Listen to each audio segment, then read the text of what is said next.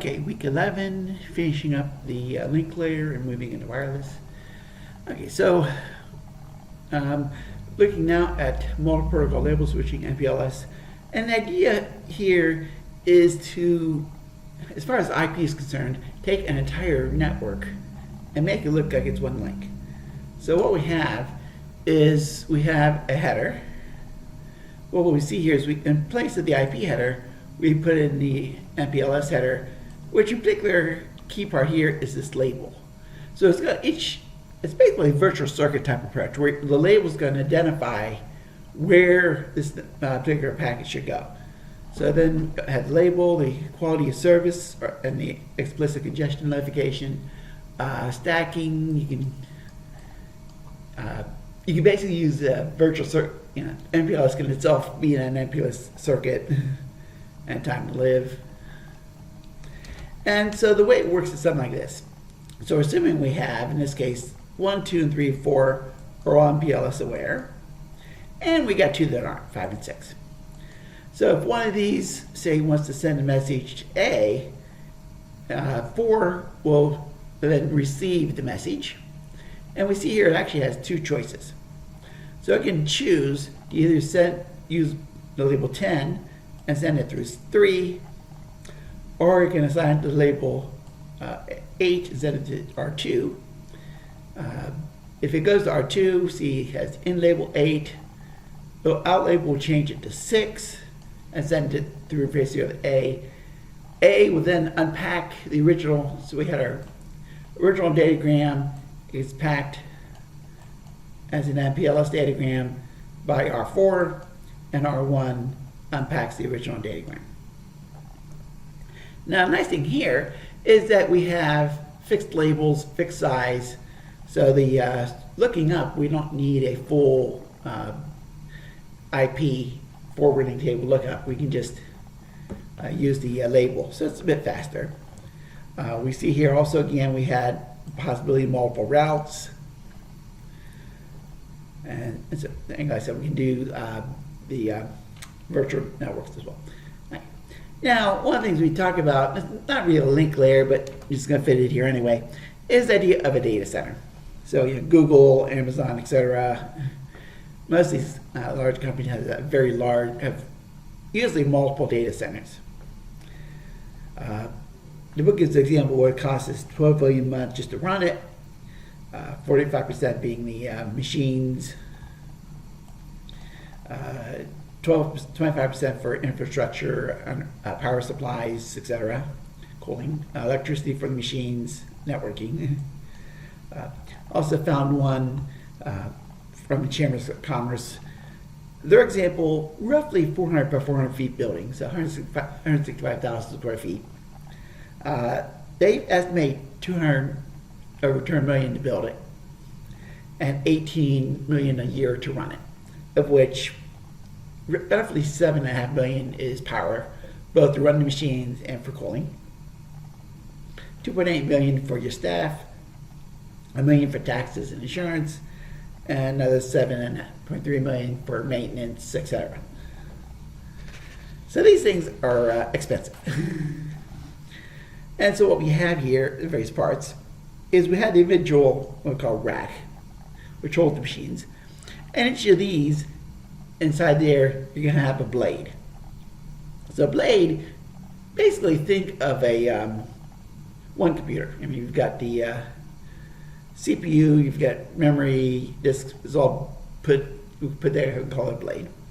We have the top of rack switch. So all these machines here will connect to this top of rack switch, and that will in turn connect it to the other, to the various switches. We have here we have a border router. So this is basically to connect the data center to the internet. And most likely here, because of redundancy, you would probably want, we have one router listed. Most likely you'd have 2 routers, preferably with separate connections, because if you don't want to lose the entire data center because one router goes down. We often will have some sort of load balancer, and the idea of the load balancer is that we're gonna having machine requests coming in, and we gotta decide. I want to have these spread out evenly so that basically all the machines are working along nicely. So the idea of the load balancer is to make sure that there's not one machine really loaded, the others sitting there idle. And depending on your applications, what's going on in the data center, you may have one for web services, a second one for email, a third one for multimedia, etc. Now, one thing we find here is your host-to-host capacity. The key between these two wouldn't be too bad. But if I need to go from here over to one of these links here can be the constraint, where you might be able to go so fast because there's only so many links. So one idea here is called fully connected topology. And we kind of violate one of the rules we talked about earlier, saying that switches can't have loops. And so what we do here is we kind of do. But if you get a little bit careful about the switches, because we have these structures, so now when they come up and may take this route. If it needs to do a second one for a different switch, maybe. And so by having lots of different routes, you can get more connection between the various machines in the rack. And like I said, with the loops, if we pretty much a little care here as far as, for example, here, distinguishing so above the switch and below the switch, you can by and large take the loops can be dealt with fairly simply. So, like I said, here knows that we know, if I do need to do a broadcast, I only send it, say, to one of these switches, and so broadcast here, say, it only sends it to this switch. At that point, these know that, say you have a broadcast, you only send it further down. And so some super rules like that, you can, even though the topology as a whole has loops, you can get rid of them as far as broadcast is concerned. Another thing that has been done is the idea of a data center based on shipping containers. So you take one shipping container, fill it with stuff, and often so full that it's a little or difficult to do any maintenance. But the idea is when they die, you just let it die. When enough of them die, you just take the whole shipping container and get rid of it. And I will say, I put a few links in the external links area. There are a number of videos on YouTube where they will take you through a data center. So if you're curious about what one really looks like, what actually happens, you can check one or more of those out. So what we're going to do now is we've been looking at this particular packet. So again, we knew we had the Ethernet header, the IP header, the TCP header, HTTP data, and in this case, Ethernet CRC. And so we're going to see look at how it works from the very beginning to the very end. All right, because we'll call it a day in the life. So we got Bob here and his laptop, and he wants to go talk to Google. So first of all, he turns on his laptop. Now at that point, first thing he has to do is get an IP address, which means DHCP. So he's going to create a DHCP request. That's going to go to the switch and to a router, and then most likely here to a local DHCP server, unless the router itself contains one. So that's put into a UDP packet that's broadcast to IP address 255. The UDP packet and the IP is then embedded in the Ethernet frame, which is broadcast again using the all ones MAC address. Again, switch sees the broadcast, sends it to everybody. Router receives the request and extracts the IP, extracts the UDP, sends that to a DHCP server, whether again local or separate. So the DHCP server is going to knows that we have this set of addresses for a school as a whole, and it knows that, for example, this particular subnet, well, let's say 68. At least we'll assign from the subnet. So we'll assign, say, 68, 80, 101. So now our machine has address .101. Well, and actually with DHCP, then we do a second response to the server and a second reply. And also there including it would be the subnet address, the router IP address, DNS server address, we can see over here. Okay, so now that Bob has his DHCP, has an IP address, he's now ready to find the address of Google, www.google.com. So he creates a DNS request, puts that inside a UDP packet, but that's inside an IP packet, and wants to send it to the DNS server. So he packs it up in an Ethernet frame, but, well, he doesn't necessarily know the router's address, which we're kind of pretending that he didn't learn it during the DHCP exchange, which could have occurred, but anyway, we're assuming it doesn't know the router's address, or maybe our DHCP router was over here somewhere.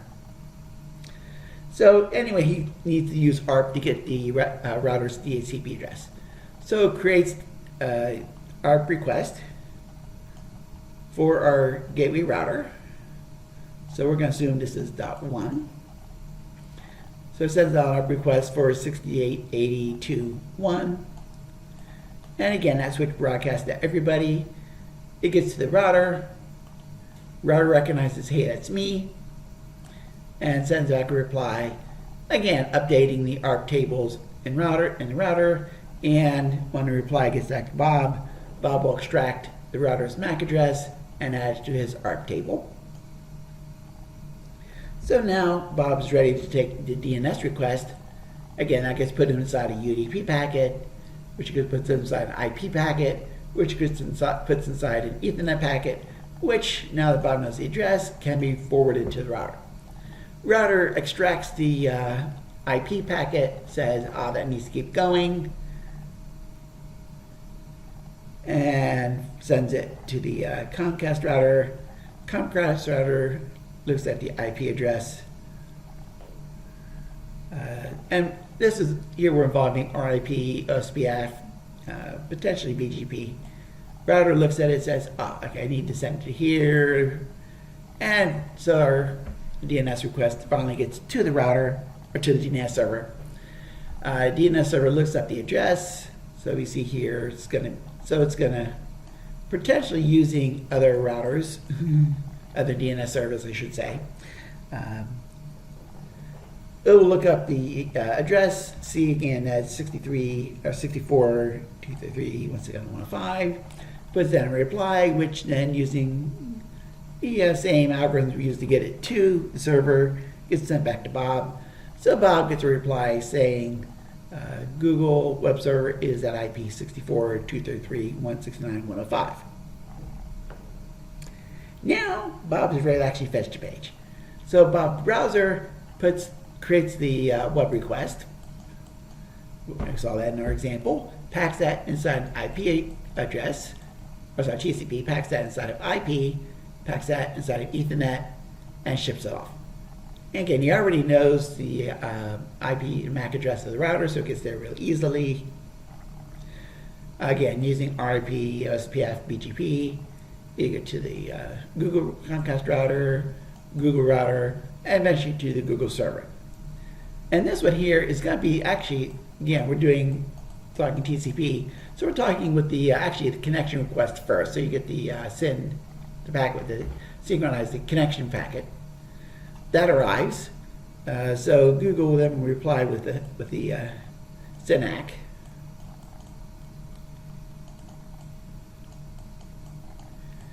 And once that gets to Bob, Bob can then send can finish the three-way connection with the ACK, and again, data is involved there.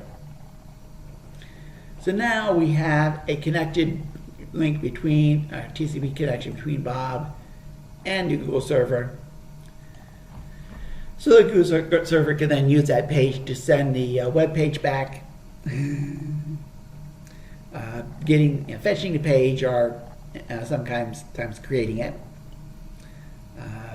That may be, depending on the size of the page, maybe one packet, more likely several, probably be too large to fit in one individual packet.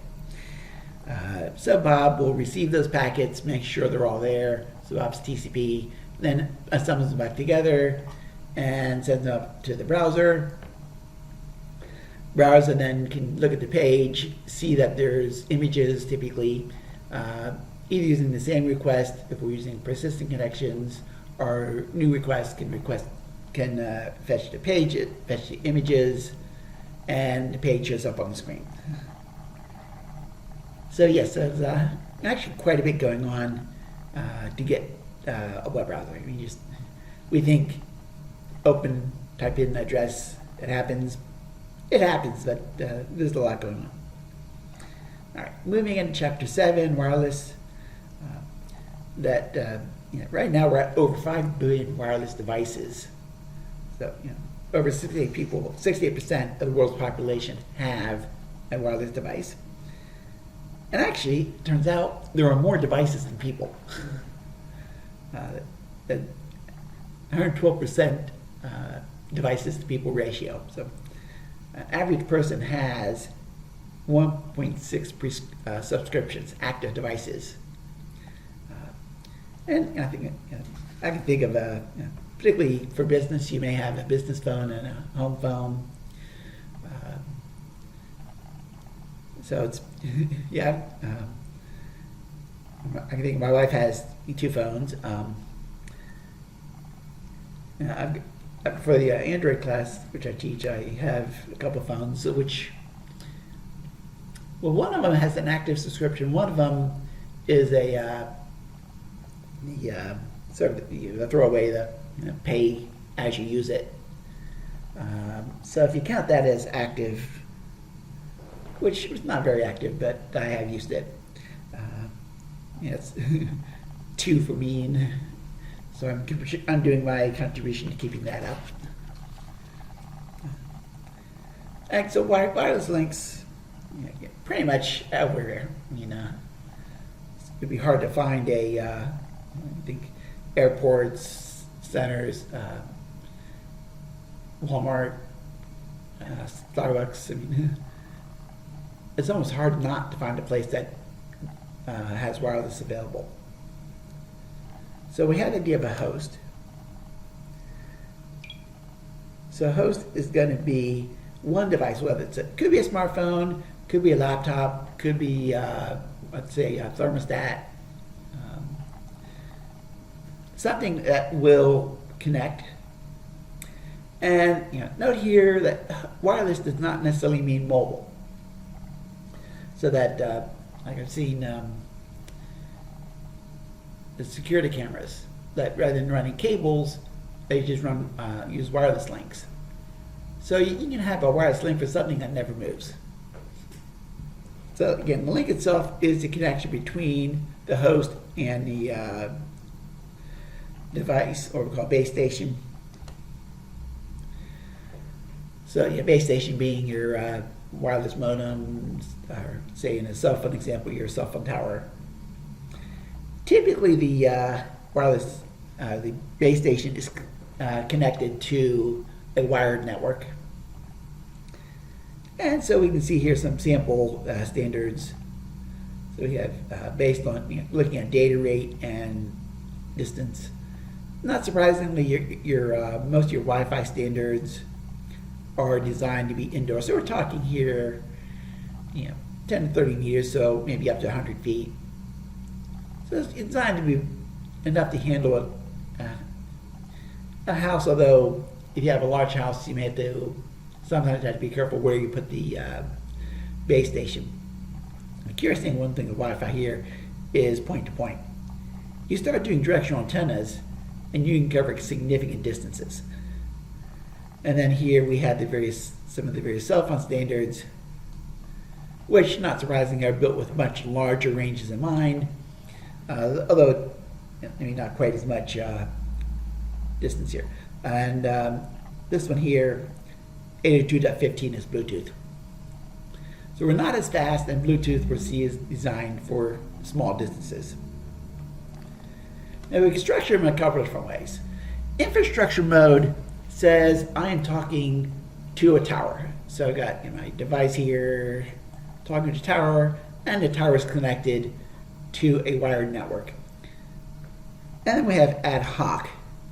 So ad hoc is that we got a bunch of wireless stations, all of which talk to each other, but there's not any particular requirement that there is a host immediately available. And a handoff, we'll talk about more later, but if I've got, say, two stations and I'm driving down the road, at some point I'm going to stop from one station and start going to another, and that's a handoff. So we divide our things into four main groups. The one we're talking about the most here is single hop infrastructure based. So this is your Wi-Fi, cell phones, most of the wireless networks that we will look at will be of this structure. Now we may have single hop infrastructure, no base station. A nice example here would be Bluetooth. So that you have your, say, your smartphone, you may have, say, a headset, maybe something else it talks to, maybe your selfie stick uses Bluetooth. So you got a bunch of devices, but there is no connection to the infrastructure as a whole. Multi-hop infrastructure based. So the idea here is that we can take from one, forward it to another, which forwards it to a base station. Our multi-hop infrastructure lists. So again, we're using connections. These two are not very common in practice. Military is looking at some of these, and also it's been looked at in terms of emergency situations. So that can we connect phones to each other so that by forwarding stuff belonging to other people, we can achieve connectivity in a place where you don't have a infrastructure that you can rely on. Now, there's a number of differences between this and wired links. One of the biggest is signal strength. And you've probably seen this if you listen to the radio driving on the road. At some point, the station starts fading out. And one thing here is that in many cases in a mobile environment, you don't really know where the other connection station is located, so you use an omnidirectional antenna. You just send it all possible directions, which means that you don't have to worry about where it's located, but it also means it drops off very rapidly. If you go to say like a satellite dish, at that point you get much better distance. The signal doesn't drop off as quickly. On the other hand, you are more or less tied to a single direction, which for a standard TV satellite dish is not a problem because we intentionally, with this in mind, put satellites in a place where they appear not to move. So we don't, but if they did move, then you'd have to adjust your dish to fit. And then also with this, you see, in terms of particularly satellite dish, rain. It depends on what frequency you're using, but rain can affect your signal quite a bit. And also buildings can bounce it around. You may have interference, whether it's lightning, other devices, your cordless phones, if you have one, motors, etc. Trying to think where I heard it, but they is a factory. They had so many motors they couldn't run wired Ethernet because it created too much interference. They had to actually go fiber optic for those sections because the motors were that bad. wireless, forget it.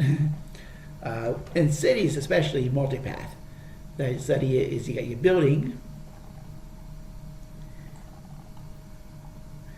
and so my station, some comes here, some may bounce off the building and come.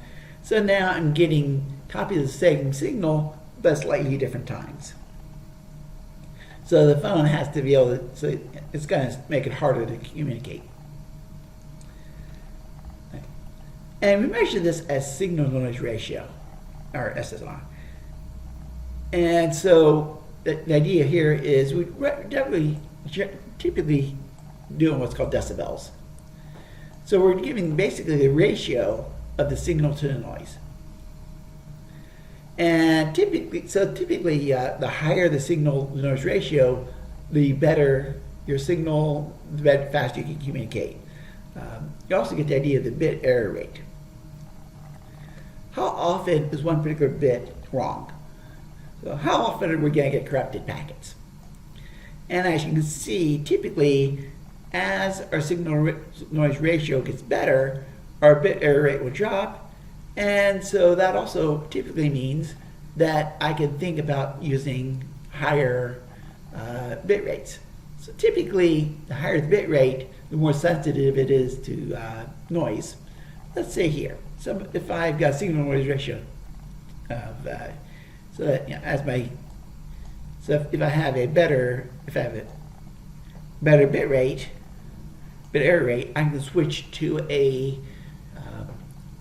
encoding scheme that is more sensitive to errors, but if those errors aren't occurring, then I can get more data through. And like I said, we got the general rule that better signal to noise ratio, lower bit rate, higher speeds. And one thing we'll commonly do is actually allow the system to change because conditions are not always the same. So, you know, particularly if, say, you're on a mobile phone driving down the road, at one point you're going to be right next to the tower, and you're going to have a great bit rate, you know, great error, signal error, etc.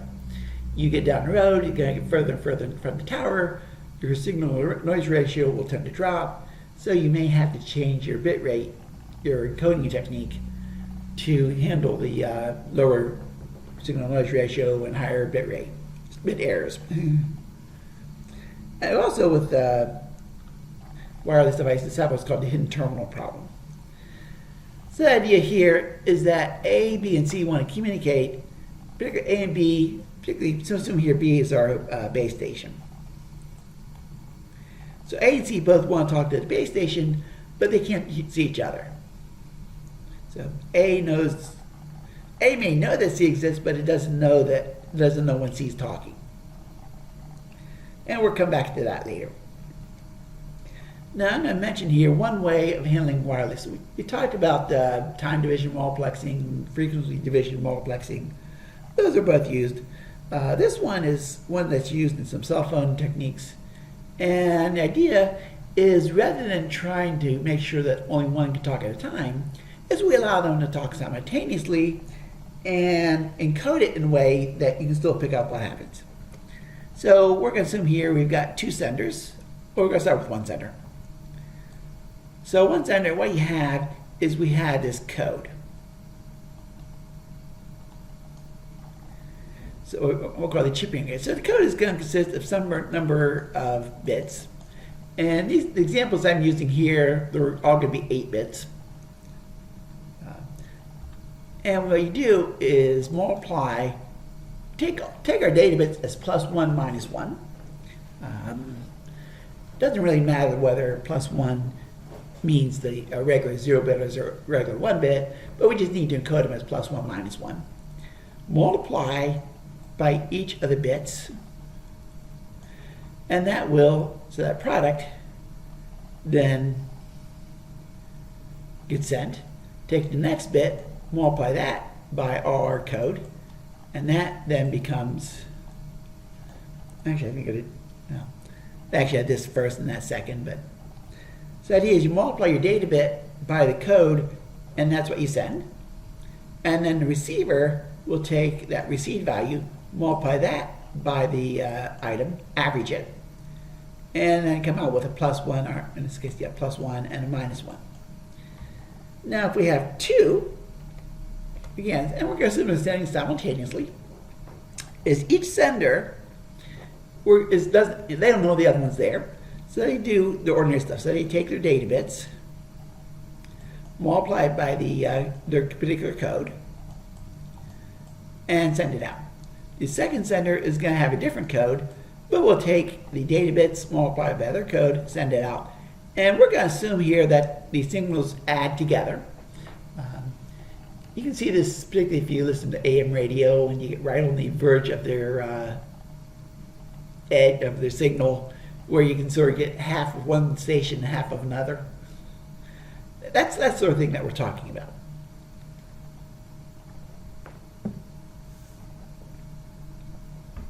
So that gets sent out.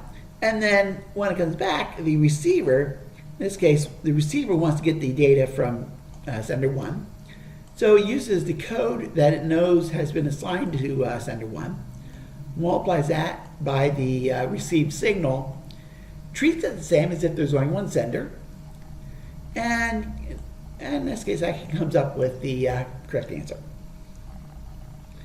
And one thing I will say here is that keeping things in exact sync is generally not going to happen. Keeping things where the signals have exactly the same power doesn't happen. The slight differences in power, you get to a certain point in which your noise is going to be a problem, but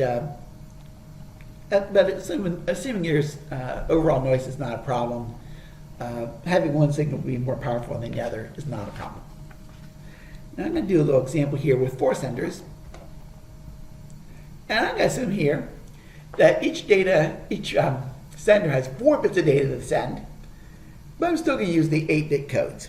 So sender 1 wants to send data, you can see here, the data for sender 1 and sender 1's code. Again, data for sender 2, code for sender 2, data and code for sender 3 and 4. And again, these codes, there are certain rules on building the code for this to work. So that, choosing random values for a code would generally not work. Well, not working if you did 8-bit codes. We mentioned that, yes, in terms of real world we will. The idea being that, at certain times you can have things that don't work, but it won't happen often enough to be a problem. So we have these 4 codes, again, chosen to fit the requirements. And look at what happened. So sender 1, so again, it's sending, we have our data bits of +1, -1, +1, +1, and our code minus, plus, plus, minus, plus, plus. So again, multiply data and code. So data bit times the code bit. In this case, the data is +1, so our transmission will be the same as code minus, plus, plus, minus. Again, data bit -1 times the code. So in this case, because it's -1, so -1 times -1 becomes +1, +1, +1, -1, -1, +1, -1, etc. Again, this data bit times the entire code. And our 4th data bit times our code. So for every data bit gets multiplied by the code, and that becomes part of the transmission. And sender 2, same thing. Their data bit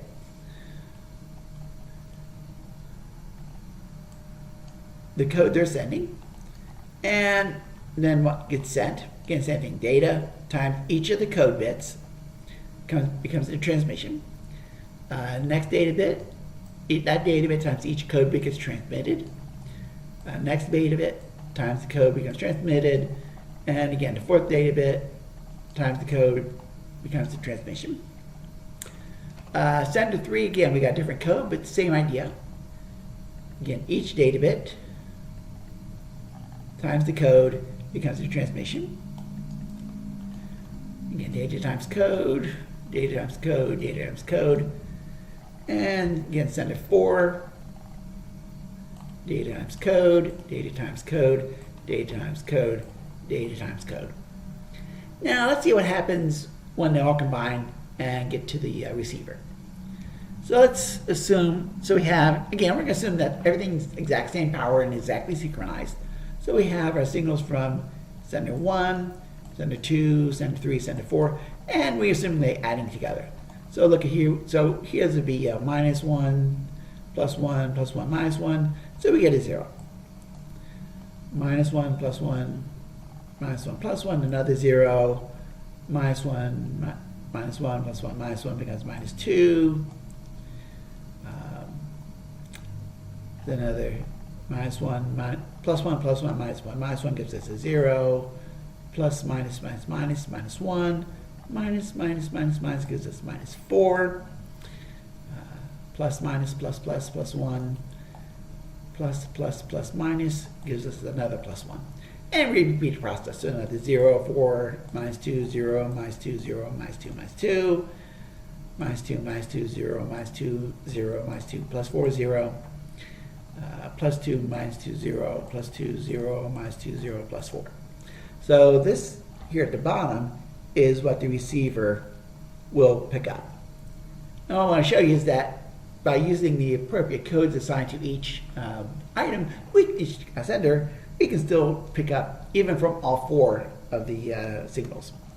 Okay, so looking at what happens with receiver 1 is we start with the received signal, and again, like we did before, is you multiply each code by the signal. So signal 0, code minus 1 gives us a 0.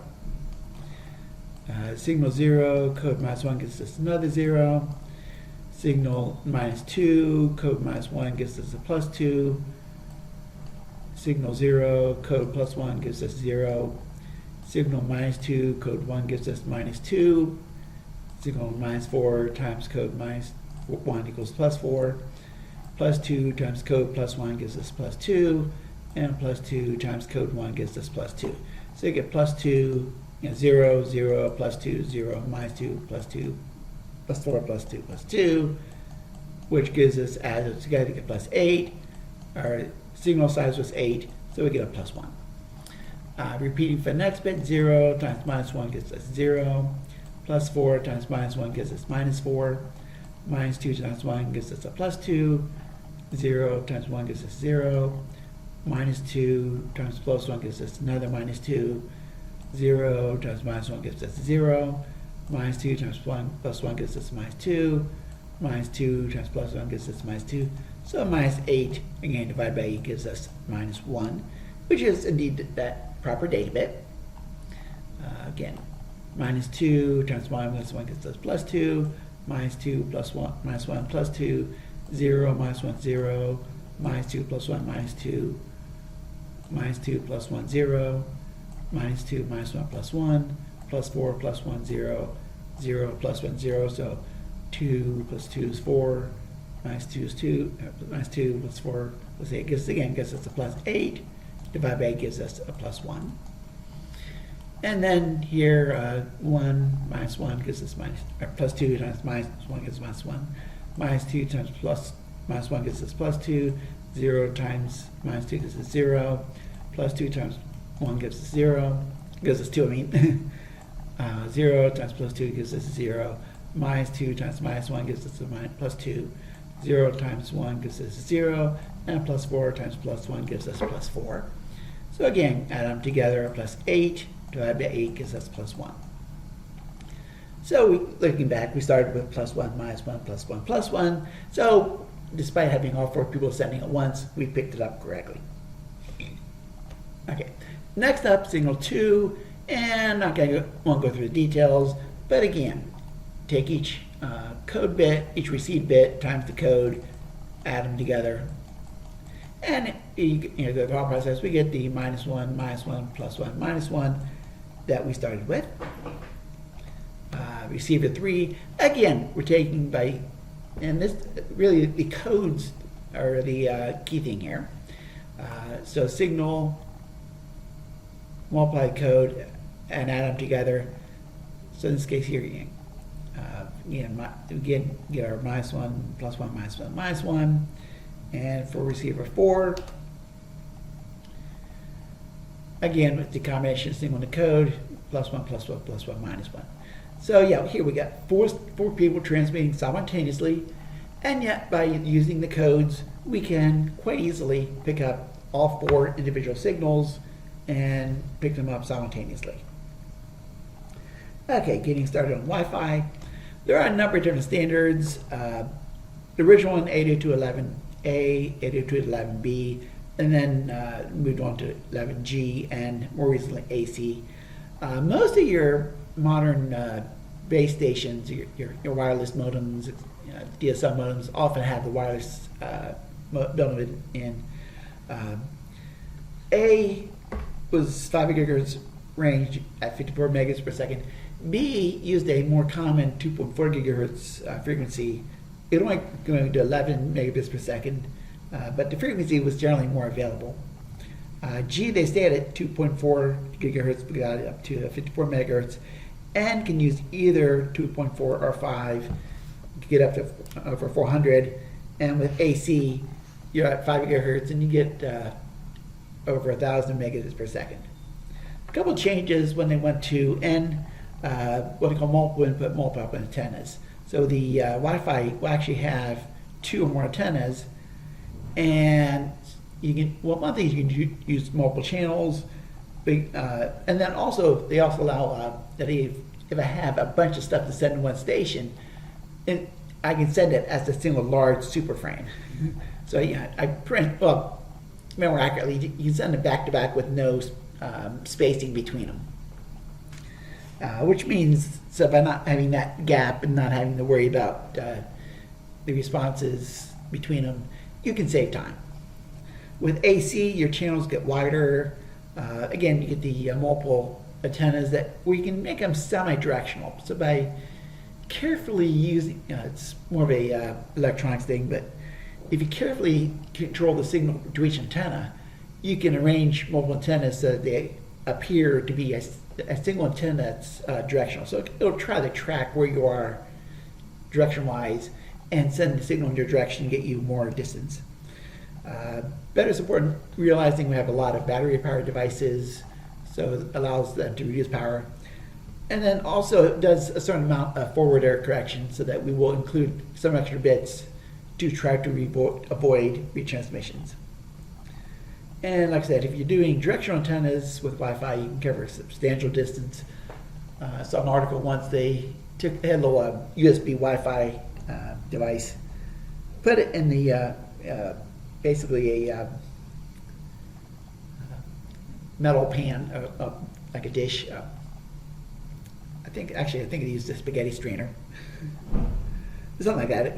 A somewhat circular device, and showed a fairly significant gain in terms of the distance available. So you're trading off omnidirectional for distance. So we had the idea of a basic service set. So basic service set would be one tower and then potentially some number of wireless stations. So in this case we got 1, 2, these 2 are separate base stations.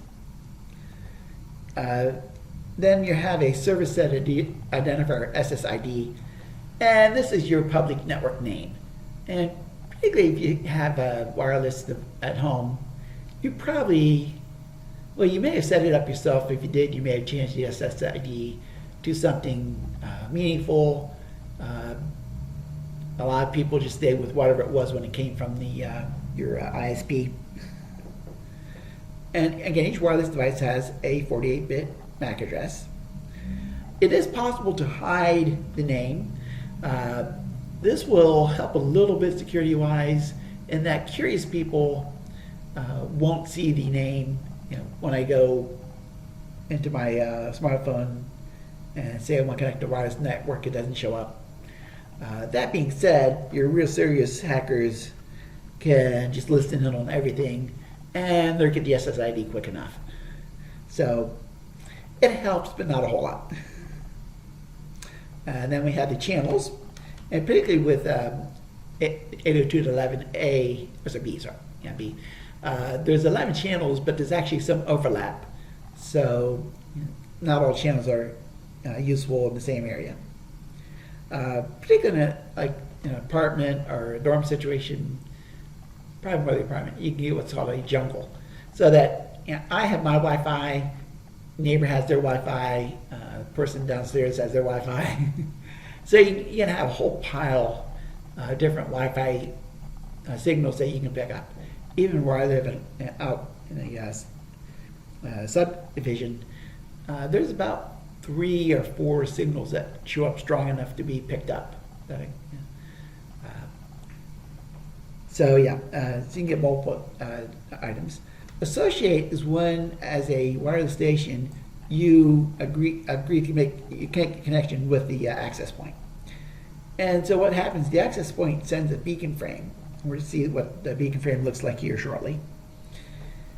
The beacon frame will include, optionally, the SSID, typically, and it'll include the beacon's MAC address. And when you want to connect, you have 2 options.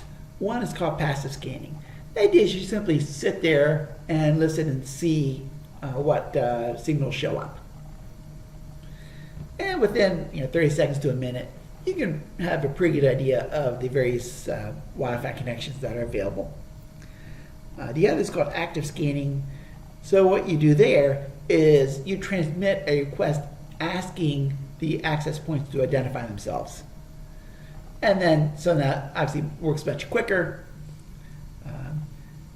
And then once you have the, what access points are available, you choose one, and then you send a request to associate with that access point. It will typically respond, and depending on how we're doing authentication, we're going to assume that you do succeed with the connection. At that point, typically then you'll go directly into DHCP because you're going to be wanting to talk over the internet, so we get to DHCP pretty quickly. So a beacon frame looks like this. So we got frame control. We'll see what is in there later, but it tells you the beacon frame, how long the message is. The address fields we'll see later on. And then there's some required fields for a beacon frame, in particular current time, how often we do intervals, again, your SSID, and information about what data rates are supported. And there's some optional stuff which I'm not going to worry about in detail.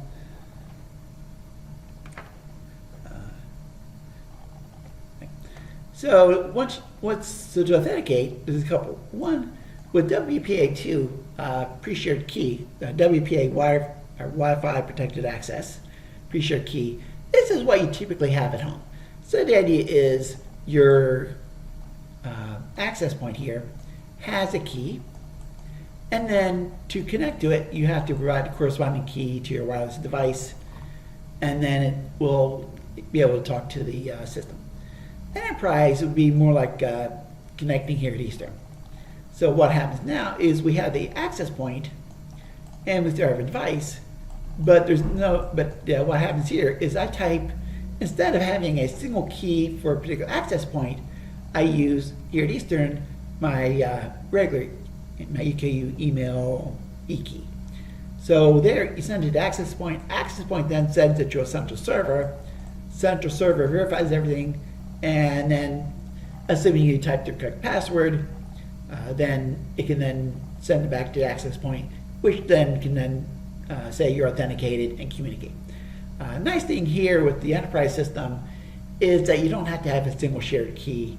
Think about if, well, 2 things. One is if each access point had a different key, then you'd have to keep track of all sorts of different Wi-Fi's and keys, etc. If they had a shared key for the all access points on campus, you can figure out how many minutes before it became public.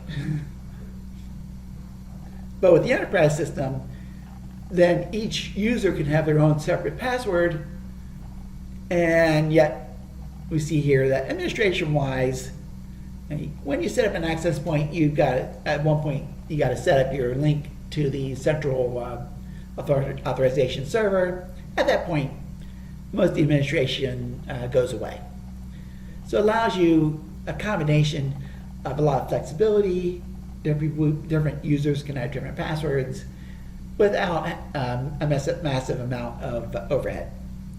And then more recently, and they're just starting to come out with devices that support this, is wireless protected access 3. The authentication scheme is largely the same as WPA2, but they improve security, but especially there in terms of public networks. So when you're talking, again, airports, etc., the current scheme is that in that sort of situation, there is no public shared key, and there is no central password. So you just send things unencrypted, which has obvious security implications. With WPA3, you can authenticate and then assign a key as authentication occurs, so that the Wi-Fi transmissions are encrypted, even if the network does not require any special authentication. Okay. So with Wi-Fi, we mentioned the idea of carrier sense mobile access with collision avoidance. Again, detection, just not feasible in a Wi-Fi environment because that signal sync problem, it fades off, and so your transmission is going to be so loud you can't pick up anyone else. So you always transmit in its entirety. And then to send a frame, well, you wait till it appears to be idle. You have what's called a distributed interframe space. So if it's busy, then you wait. When you transmit, when you're ready, you transmit. And then there's what's called short interframe spacing, where once, assuming it gets through, the receiver has a certain amount of reserved time before it can start transmitting and send a response. So for successful transmission, you transmit your data. And there's a certain amount of time to figure out that you got the data and the CSC is correct. And then a certain amount of time to send a short acknowledgement. And only then are other people allowed to transmit. Now, if you don't get the acknowledgement, you assume you had a collision and repeat the whole process. So we are doing link layer acknowledgements, again, because the risk of collision is high, the risk of interference is high. So we're going to take steps to keep things so we know we're getting through. Okay. Now, as part of the hidden terminal problem, we use what's called request to send, clear the send. And the idea here is with our hidden terminal problem, I want A to be able to transmit and C to, even though C can't hear it, I want C to know it needs to stay quiet. So we use two special frames. So in RTS, we have the frame, what type of frame it is, and then duration is going to be how long does anyone listening to this need to stay quiet? And again, sender and receiver. And the recipient will respond with a clear to send, again with the duration. So how long, since it's a little later, duration will be a little smaller, and then who it's to. So you get something like this. So for example, here, suppose A tries to do a request, B tries to do a request, and turns out the requests themselves collide. That can occur, in which case, well, you just repeat the process. On the other hand, you saw that these are pretty short frames, so a request to send is not going to be, a collision is not going to be that common. So let's suppose A tries first, and it does succeed. Now, we're assuming here it fades out before it gets to B, though. That's why we're using RTS. However, it does arrive at the access point. So access point will use the short interframe spacing and send out a clear to send, which does get to B. So B can take the clear to send, look at the duration, and know, okay, I've got this much time, I need to wait. Once the clear to send arrives at A, it knows it's ready to send its large data frame, and knowing that even though B doesn't get to it, it will get through. And then our data access point can acknowledge the frame, and once that amount of time has elapsed, B now knows that entire communication is over. It's now safe for B to start transmitting. So the data frame looks like this. Again, we have our control fields, again, how long it is, 4 addresses. We'll see what how they're used shortly here. Since we are doing acknowledgement, it does do a sequence number. In this case, using 2 bytes for a sequence number. And some of the bits here, again, what type of frame is a data frame, control frame, and which with subtype, clear the send, etc. Are we going to the access point or from the access point, or both? We'll see both shortly. If it got fragmented, is this a repeat? More data. Does the access point have data that's waiting because it knew that the host, my smartphone, was in a power saving mode? Do we have the security in the way? Does order matter? So we mentioned, like I said, there are 4 addresses. So the way it works here is when my device, my smartphone, is talking to the system, so it will access address 2. This is going to be my source. 1 will be access point, and 3 is the real destination. So this would be, say, the router, for example, might be the real destination. When it replies, 1 and 2 are always going to be your transmitter and receiver. And then 3 will be the source or destination that's there. And the 4th situation is not terribly common, but looks like this. I have a wired link from a source to one access point, which is talking over a wireless link to a second access point, which is then talking to the destination. So again, 1 and 2 are the transmitter and receiver, and 3 or 4 there are nodes involved. And also what happens here is this uses the Wi-Fi frame we just saw. Once it gets to the access point, it gets repacked in an ordinary Ethernet frame, like we saw last week, where the Ethernet will appear to be from the source to the destination. So the access point is kind of hidden as far as the devices are concerned. And same thing here. When it comes back, it gets sent as an ordinary Ethernet, gets repackaged as a Wi-Fi frame. Again, Ethernet, repackaged as Wi-Fi, put back into Ethernet. Now, what happens if we move between 2 different base station sets? So what happens right now is that the device is listening in and realizing that signal's getting a little weaker, but it does a little sneaking around and starts picking up some nice signals from a second access point. So what it will do is it will send a message to the first access point saying, I'm going to end our association, and then in the process start the association process with the new access point. Now at this point we've got to think about our switch. How does the switch know that it needs to start sending stuff this way instead of the other way? Well, again, we think about our switches, when we talked about them, they're self-learning. So when it starts sending data to the router, for example, the switch is going to see that this MAC address is now coming from a different location and update its tables. And they are thinking about, they're working on a thing that makes it a little more formal.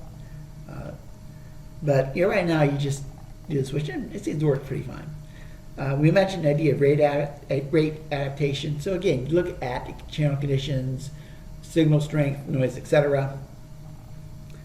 And so again, the stronger the signal, the better the signal.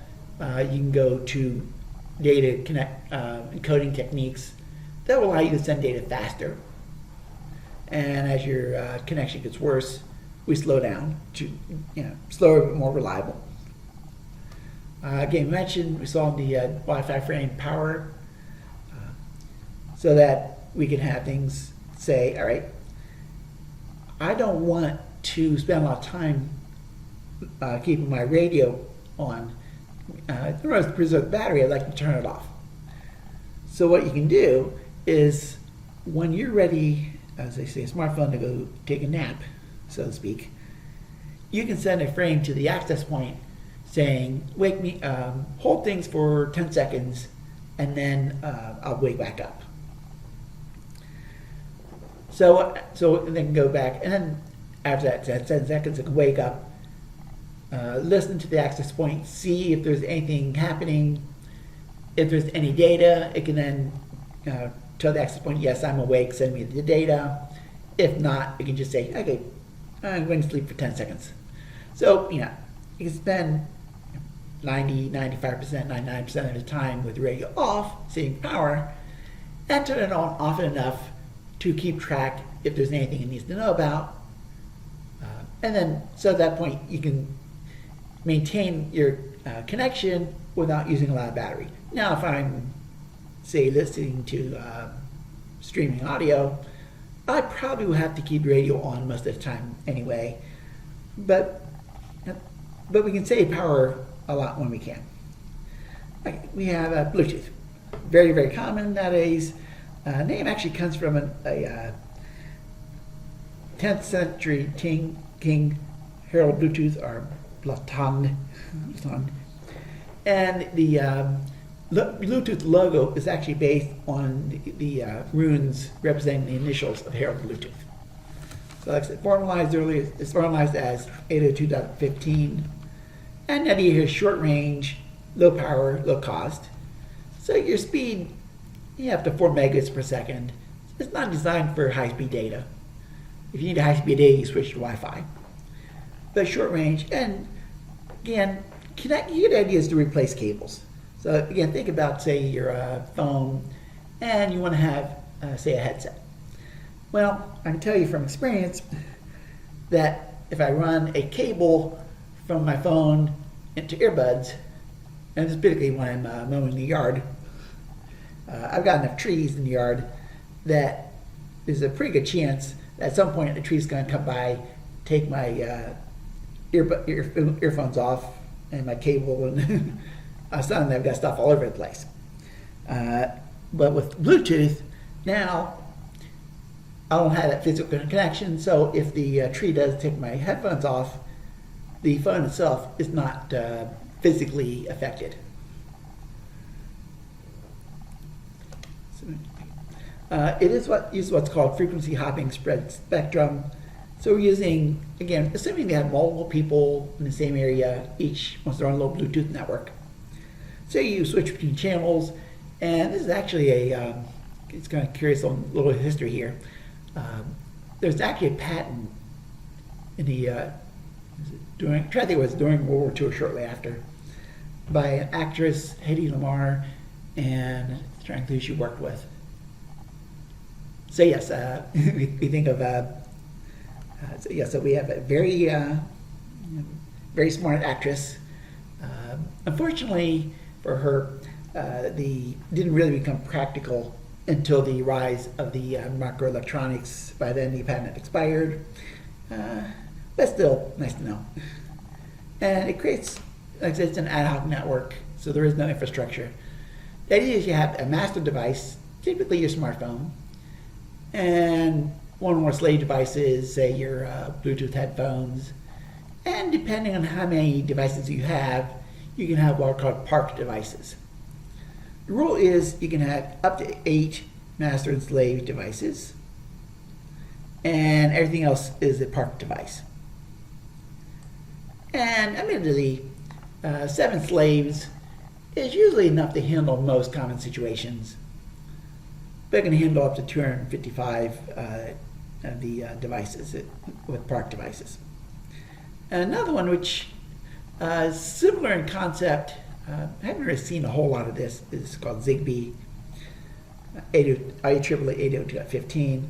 And here we're thinking typically more like a home sensor, like a temperature sensor, something where you're spending a lot of your time doing nothing.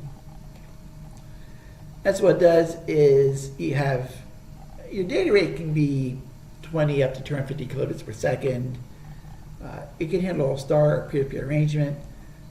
And it has two types of nodes, your what I call full function, which are capable of being masters, and reduced function, which are not.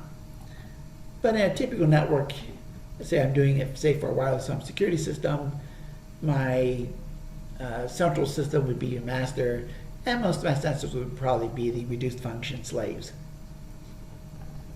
And so what it does is it creates what's called a super frame, so we send a beacon, and then we have some slots that are contention. So here, any device can try to use one of these contention slots. Guaranteed slots are places where they've already succeeded in communicating with the master, and they indicate they have more data to send, and so they can, at that point, the master can reserve space so they can guarantee that this spot will be available for them. And then, depending on how much data there's to send, we can just leave the channel inactive if there's not much going on, which would be fairly common. And so at that point, we just let them all sleep because they don't have anything to send. So that's it for Zigbee. And then we're finish up mobile and wireless device, particularly looking at what happens, how do we do this handoff, and also looking at the cell phone examples next week.